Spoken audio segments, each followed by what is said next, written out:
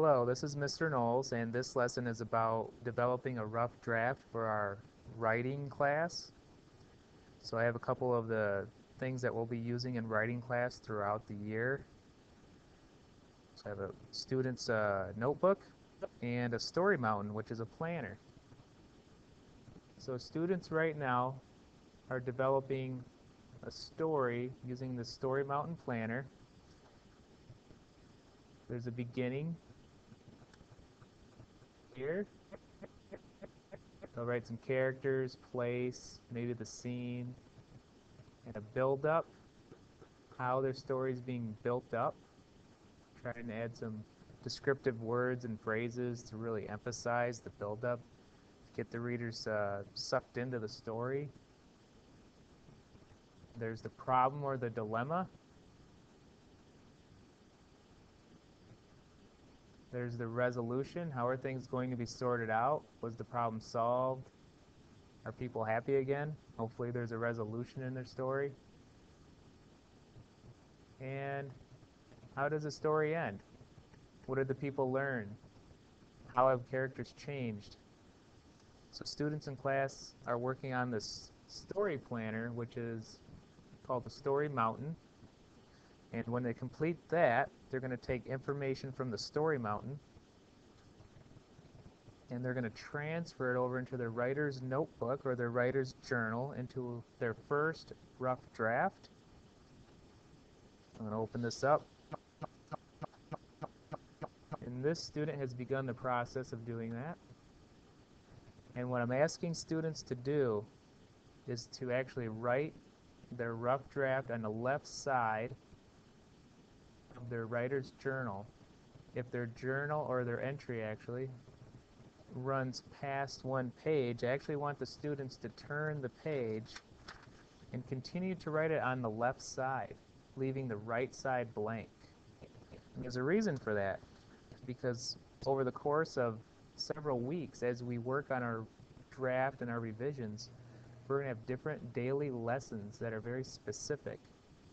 And what's going to happen with that is I might give them a mini lesson on sensory details, which are hearing, seeing, touch, smell, and taste.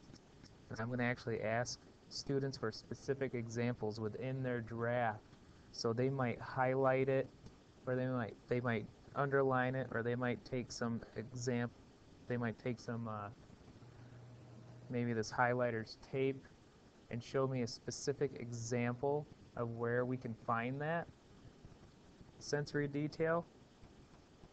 And I'm going to have them draw a line over to the other side, and the other side of the journal is going to be a working document of specific areas within their story.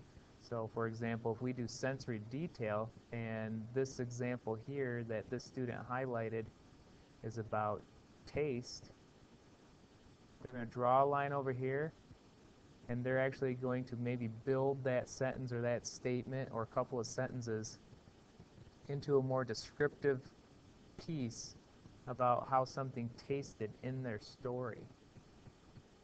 Or I might actually write in some details in here for the students, or I might make suggestions, or I could possibly write something on a post-it note farther down below, giving them some ideas on here from me, and then draw a line to another instance for another day when our lesson is something different. Maybe it's about where strong emotion is showed in the story. So the student would find an area in their story and highlight it or underline it, emphasize it somehow, and draw a line over here, and maybe that lesson is about strong emotion. And we're going to work together to really bring that out more descriptively so that the reader really gets into the story, and the writer, which is the student, learns how to just build on their rough draft, make it even more impressive, and continue to work on that. So we're doing very small little mini lessons within our rough draft writing, and over the course of a couple weeks, the first rough draft will evolve or change into another draft, and students will be working towards their final draft throughout the next couple weeks using these mini lessons.